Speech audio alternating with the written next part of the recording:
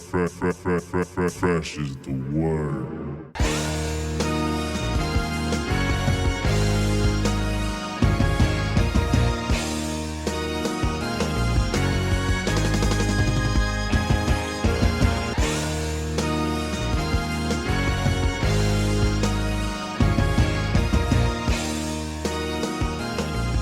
Hey everybody, welcome to the Fresh is the Word podcast. I'm your host, Kelly K. Fresh Frazier.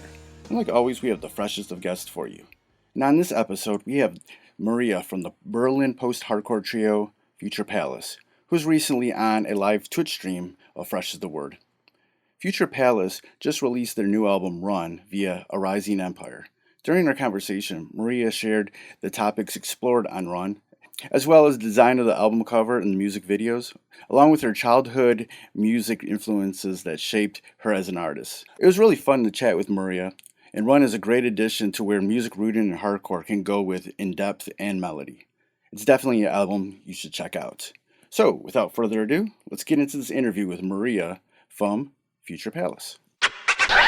Thank you first of all, and hello.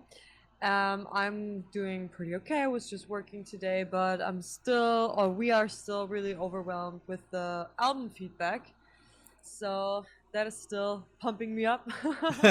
And the week is almost finished, and we are honestly waiting to see if we hit any charts or something. That would be freaking amazing. And yeah, that's the situation right now. Pretty hyped up by all the comments, all the messages, and yeah. Yeah, I was just having this conversation on my other live podcast the other day with this band called Stud Count, and they're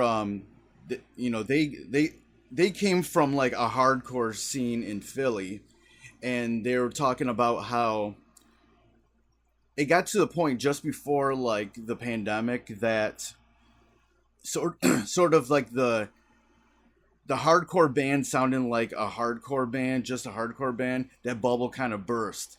And you started seeing all these sort of newer bands coming out with different sort of like their branches off like the hardcore sound. Like, and then the pandemic kind of like gave people sort of like a little bit of a break from those scenes and kind of have a freedom to sort of experiment. Like when it comes to Future Palaces, like, what was sort of the beginnings with this band, and how did you sort of like want to, what did you want to, what did this band want to be? We didn't really want to be anything specifically. We just did what we wanted with the first album already. If you listen to Escape, you can already tell that we had our own different sound, I think.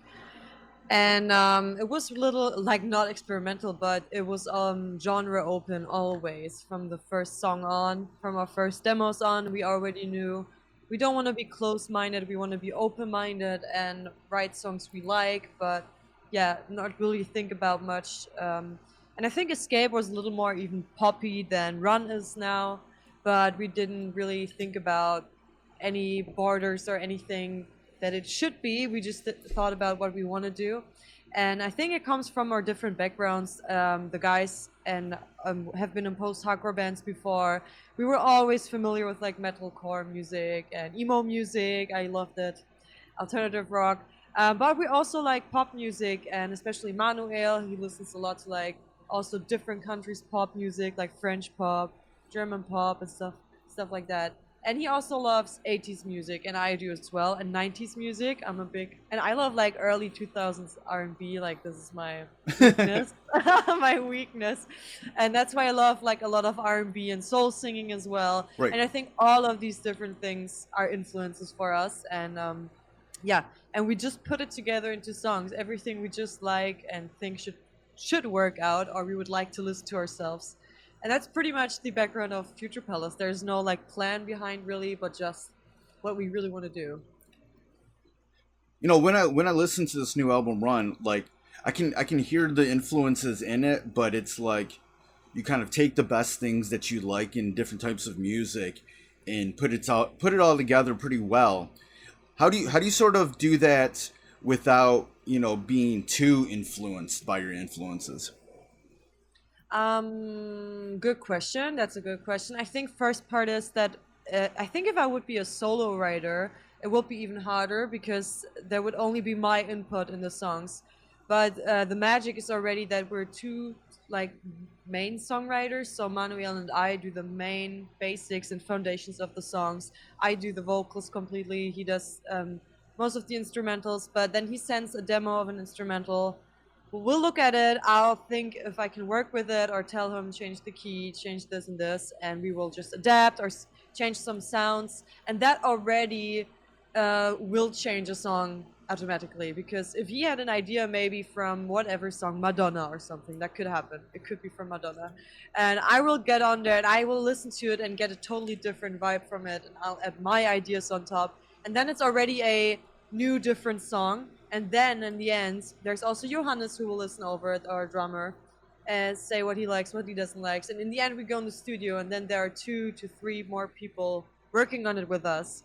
And I think that already helps with it never being just one idea or one inspiration. It's a bunch of different inspirations, and we always just try to be open while we write. We don't really compare much when we write. We just think this sounds right and this doesn't sound right, and try to not use like too much inspiration while writing. Sound wise, it's a little different thing. Like the producers, I think, like to compare sounds with other songs and artists, but for us, for the writing process, it's just really doing what we think works, and maybe comparing it to our own songs, but yeah, really not doing a one-on-one comparison with something. Right. Yeah. What's your favorite what's your favorite songs or artists from that early 2000s R&B era? Oh god, that's hard. It's pretty cringy because I was 12 or something back then. Oh Okay, yeah. Oh so- yeah, that's the best time, man. I was not even 12. What am I saying? But I was way younger than that. I got into first grade in 2003. So I was really young, but my older sister listened to all that stuff, and she's 8 years older than me. And here in Germany, we had a bunch of trash bands that were winning pop stars back then. That's a casting show here. I don't know if you had them. Yeah, we have overseas as we well. have stuff like that here. Yeah. Yeah, and there were so many bands like the No Angels and Us Five and all these like good boy bands that were pretty much just copies of Spice Girls and Backstreet Boys. Yeah. And I love them. Like I danced to them, the choreographies with my sister, and yeah, all that stuff. And then I think Mika also, and I think Usher was really big back then on 50 Cent and stuff like that. I really, really loved all that. And Justin Timberlake, I was like all in love. And I'm a really big fan. I know she's not R&B, but I am a big fan of Christina Aguilera, or I was back then. Right. I love all the songs, and I really try to like sing like her back then when I was like 12. And yeah, that's like all these different genres that I was listening to. Like my family really listened to this music when I was growing up. There was no rock at all, and my sister was all into that like R&B world, and it feels nostalgic and familiar for me because of that reason, I think. And then later on, when I was in 6th grade and then got older, I got way more into rock with like Linkin Park, Avril Lavigne, 30 Seconds to Mars, and so on, and all that good stuff. But before that, I was like really poppy, actually. I really love pop and R&B and stuff like that. Yeah. When did you like first get that little itch to like that you wanted to sing or be a performer or anything? I think I keep saying it different, but if I think about it, because I just mentioned my sister and my family, I think it makes sense to mention them again. Because my sister had her first dancing concert, my older one, when she was in 6th grade, so I was really young then. And I was listening or like watching her on the stage, and I was like, wow, she's so cool. And later on in school, she would also join the music class and sing on stage. Funnily, she now doesn't do music anymore, not at all, or sadly. But I saw her performing on stage, and I was like, I want to go in that high school and do the same thing. I absolutely want to do the same thing, like what she's doing, playing with a band and singing.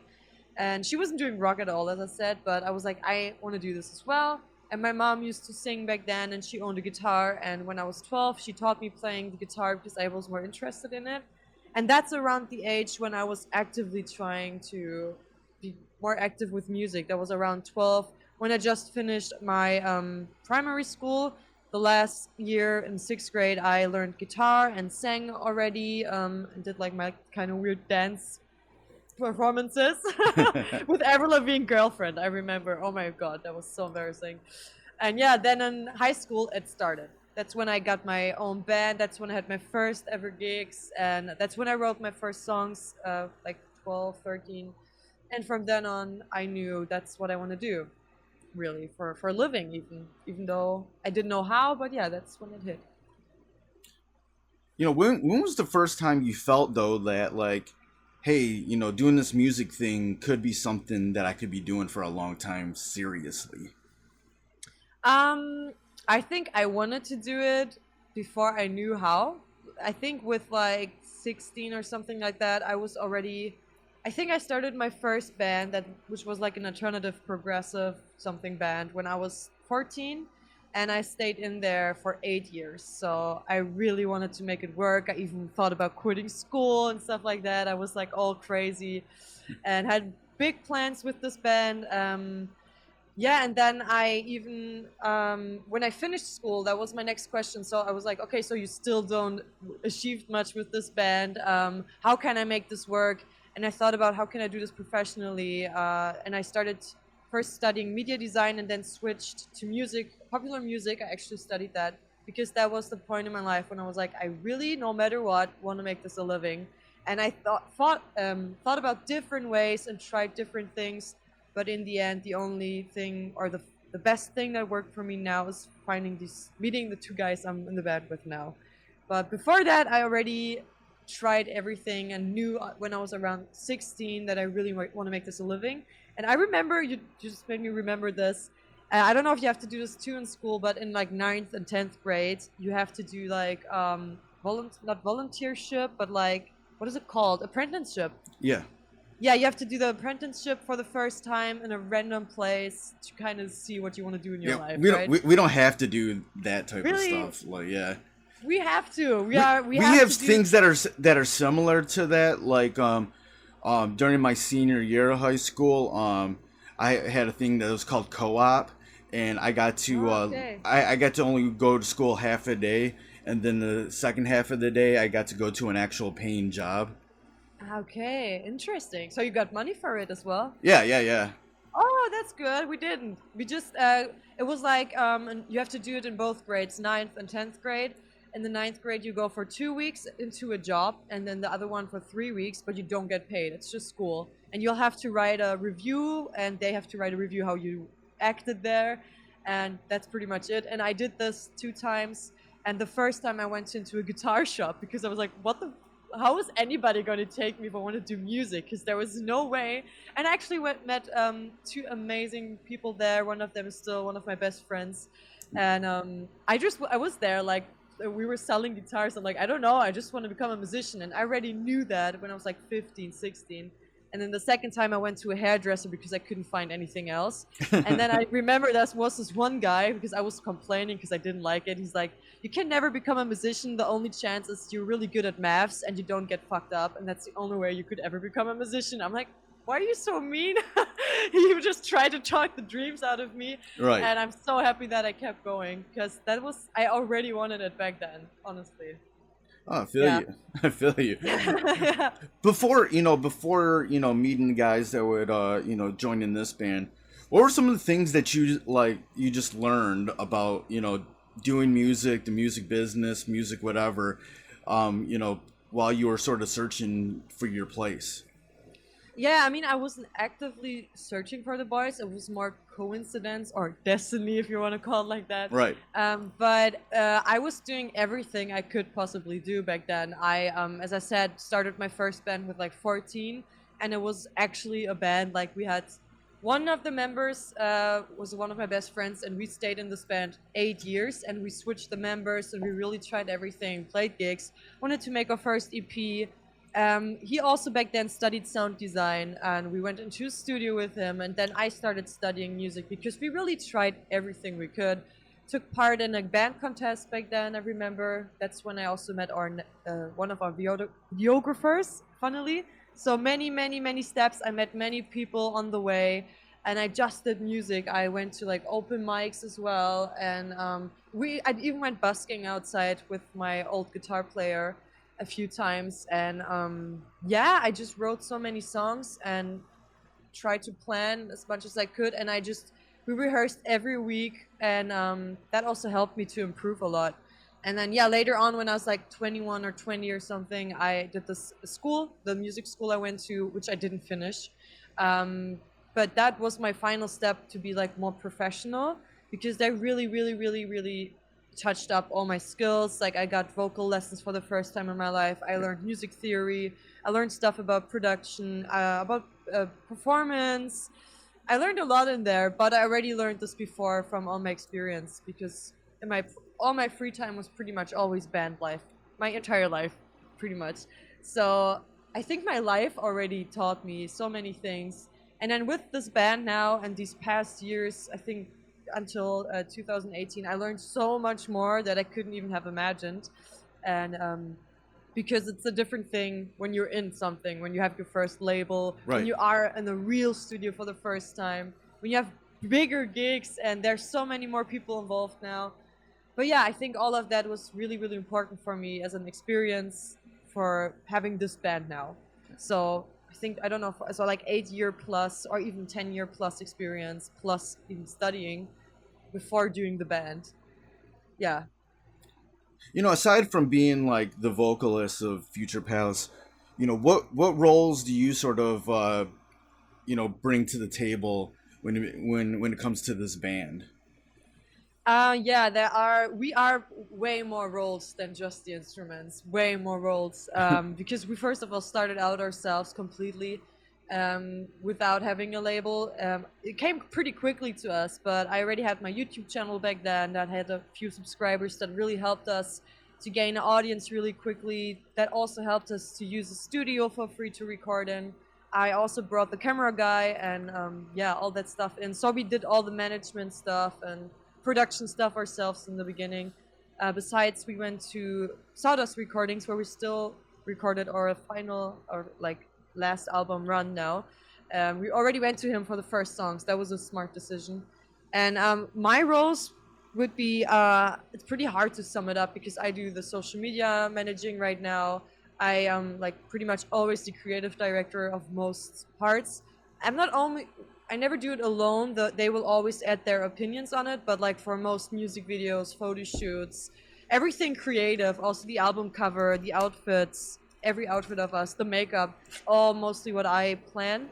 And every one of us has a different part in the band. And of course, I also write the lyrics, I also write the songs, melodies, like the vocal melodies, record the demos of my parts, and I don't even know, we do so much that we don't even write it down. It's crazy. We in the beginning we did way more. I even did one of our first music videos. I cut it and learned After Effects for it. That was Ghost Chapter, and did all the teasers for us and stuff like that. That now the label does. But yeah, and then now I'm the interview person as well. It's kind of funny. And then, but yeah, that is pretty much. It's most of the things we write songs about, and we market are my stories as well, and that's pretty interesting. It feels weird because the guys, especially also Johannes, he's like our manager, so he does a lot of management work. Yeah. He communicates with everybody, and he does like all the theoretical smart stuff, and I do most creative things. And Manu's like in between, I think. He also does creative, and then he also does a lot of smart work. Or like we translate promotion text and stuff, so it's pretty hard to sum it up, but we're an all-rounders, and Right. you have to do so much more than just being a singer in a band. Yeah. You know, with having a YouTube channel and also using Twitch, you know, how has that helped build this band? I think a lot. I wouldn't say, yeah, okay, let's say build, but it helped to skip many parts. It skipped so many parts of time and effort, maybe, because who knows how many videos we would have put out before A Rising Empire would have seen us without my YouTube channel. And that's when I say again, it was work of many years before that led to this point now. Because I did YouTube since I was 14 or something, and I kept uploading videos without a big plan behind it. I didn't do music on there. I was thinking about doing it at some point, but then suddenly it made sense. It all came together. This YouTube channel finally had a really good, how do you say it, spotlight, or gave us really great spotlight for the first video we ever published. Then we got the studio, and I think that was a really big part. And also one big part was that we never tried to, or we already wanted to make the sound of us be really great in the first song. So Manuel found the studio right away and was like, let's go there, and we didn't have money for it, not at all. And both of us worked at a bookshop back then for 2 months, and we did it 40 hours a week. And then for the only time we had off, we went into the studio and used our money we earned in this bookshop to record our first songs there, because we didn't have money back then. And I think that was all of that was the best decision, because we just gave it our all and used all of our abilities we had. And I think this YouTube channel of me was also a really big advantage, of course, I think, yeah. Oh, and there was one extra thing. I was taking part in a really trashy TV series that nobody should ever look up. But when the TV series was aired, we just released our music video. So the timing was pretty smart from us. We did everything, honestly. That's awesome. That's awesome. Yo, shout out to my homie Vexation in the chat. He actually has a question for you. Oh, cool. As you know, being in a band where a woman-led band, he wants to know if there's any other bands that are led by a woman vocalist that you can recommend that you are into. Good question. I am not that much up to date with new bands, but I think there are obvious ones. Back then, I was a lot listening to Paris. I think they're just amazing. I'm not sure if you can still call that a band nowadays. No shading, but I think it's more like a solo project now. But back then, I think they were really, really amazing, really new air in the scene, really unique. I also, of course, who didn't, I really like Paramore, and you could always listen to them if they're not too obvious, because I don't know any like hidden gems right now. If that's maybe one would be Marmozets. I don't know if they're still doing something. Oh yeah, they were awesome. Yeah, it's been a while. It's been a while since I've heard anything from them. Yeah, I don't know what happened to them, but I think these are like more smaller bands that people might not now know. But I'm never like really looking into something, or I never searched up any female-fronted bands actively, so people would just send them to me. I think one is also Yunaka or Yulanka. I'm not quite sure how they're called, but they're also pretty cool. I even say the name wrong. I'm really bad person for this question. I totally search out actively search out like bands that are fronted by women, have women in cool. it, just because it's like it's just a taste of mine, you know. And, okay. But it even goes through like all genres, like I'll like women rappers, like rock bands, metal bands, hardcore bands, punk bands, anything out in Japan, like Japanese shoegaze bands led by a woman vocalist. Okay, see, that's why I don't. They just mostly people will send them or something, or I will get it on my release radar. But yeah, I don't actively look it up, so I don't know. Because you actually, fun fact, I'm really picky when it's about rock and female voices, and that was also one thing for me. I wanted to sound like a voice that I would like to listen to. Right. I mean, I don't force it, but I'm really picky with most like rock singers, and not saying that they're not good, not at all, but just my personal taste likes, I don't know, I don't know. It's hard to explain, but no. Yeah, that's why I wouldn't look it up actively, I think. But I think, yeah, singers like Lungan is really amazing, and then Haley Williams, of course, and yeah, Marmozets I think were really cool. Of course, and then of course Spirit Box, who doesn't know them, really talented. But I actually didn't listen as much to them as I did to like Flyleaf or Paramore, or I don't probably remember. Now when you put me on the spot, I don't remember anything. Right. I need to open Spotify, but yeah. I could like, I have probably like tons of bands in my head, but now that I'm thinking about it, I'm like, Yeah. which one do I Yes. talk about? Exactly. That's always how it is. When you have to talk about it, you don't know anymore. When Oh it comes God. to the videos for Future Palace, like I really love the visuals, very Cool. vibrant. The one video you were really dressed up, had a really great like costume and makeup, and had all these like feathers, whatever. Like Mhm. what what goes into the visuals, these music videos, like what's sort of the inspiration behind them? Good point. I think so. As I said before, I'm mainly the like creative director for all that stuff. For one video, I wasn't. That was Defeating Gravity. I just had the look ideas. But for I think you're talking about Flames right now. That's Yeah. when I had the black makeup and stuff like that. It just really, I don't know. I'm like a person. I always look for inspiration every day. Like I get it from everywhere, mostly from like the internet, and I look up or like I have Pinterest mood boards, Yeah. and I'll make some for songs, and sometimes I already have an image in my head for a song because I wrote it. I know the topic. I'll get the vibes. I have colors in my head already, and then I'll just open like Pinterest and add everything that was my idea. And I could probably open the Pinterest board right now, and it would probably look a little different than what it is in the end. But I saw a great makeup artist on Instagram who did like a similar makeup with this dark thing, and that gave me already the idea for the makeup look. And I was already thinking about, so this album is supposed to be the story after Escape, so a first album when there was a cage as a cover, and that has something to do with the album artwork because you can see me with wings looking back into the camera, Yeah. and Flames is supposed to be, or like supposed to have a connection with the album artwork, obviously, because it's almost the same outfit. And I wanted to use this creature in some video, and that was in Flames. And it's me. It's like a demon, or like it's kind of me, but not really. It's more like an emotion, and it's supposed to show someone who fled, like, or ran away from a toxic past, and ran through like a lot of crap and a lot of unlucky events, and had to fight yourself through it. And also, you've been burned on the way as well. Like everything shitty pretty much happened to you. That's why I had all these scratches and all that stuff in my face.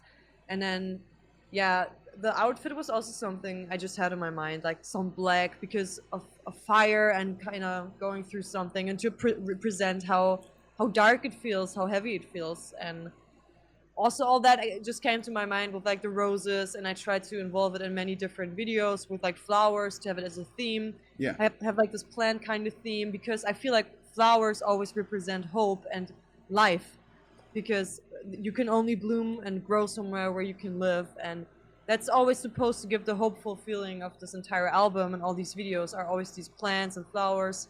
And I also want to have contrast, like I love ugly beauty contrast, like really crazy makeup but then beautiful red flowers in the bathtub. But yeah, it's pretty hard to say where it all came from, but mainly most of it out of my head, and then together with the videographer and director. I think for that one, yeah, it was Pavel. He also came up with a few ideas and added a few things maybe. And we also had a set designer for that video who didn't design anything actually, but she brought us all the things. She brought us like the flowers and some candle holders, the blood for the bathtub, and yeah, she did the headpiece. But yeah, it was so many different things, so it's hard to sum it up. Right. What do you hope people get out of listening to this album? First of all, I hope they feel understood. If they have felt something similar, that somebody finally speaks out how they feel, or just somebody who's openly about how they feel, that they feel understood. That would be the first thing. That'd be really nice.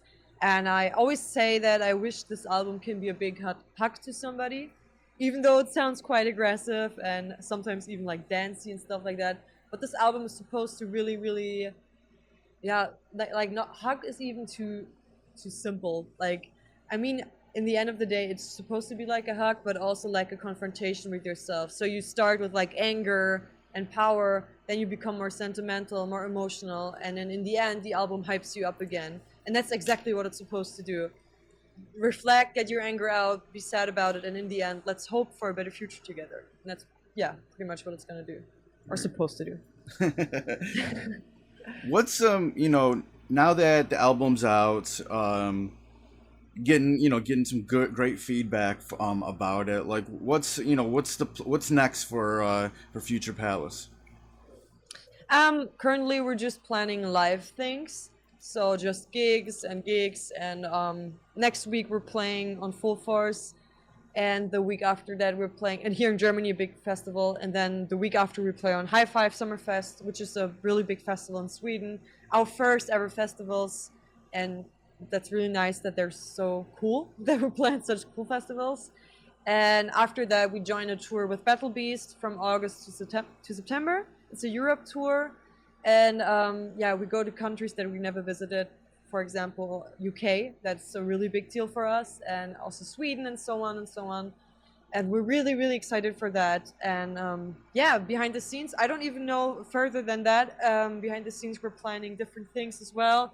Our management is always planning to reach out to everybody to join whatever tour we could fit on, and we'll see. I think most stuff will be live. That's gonna follow in the future now. Nice. Or the near future, yeah. Hopefully you can make it to the U.S.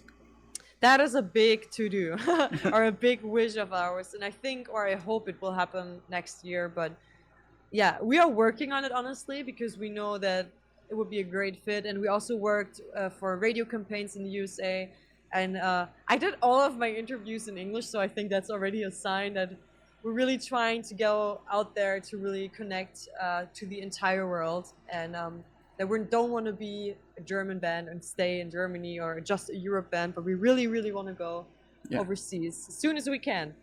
That's awesome.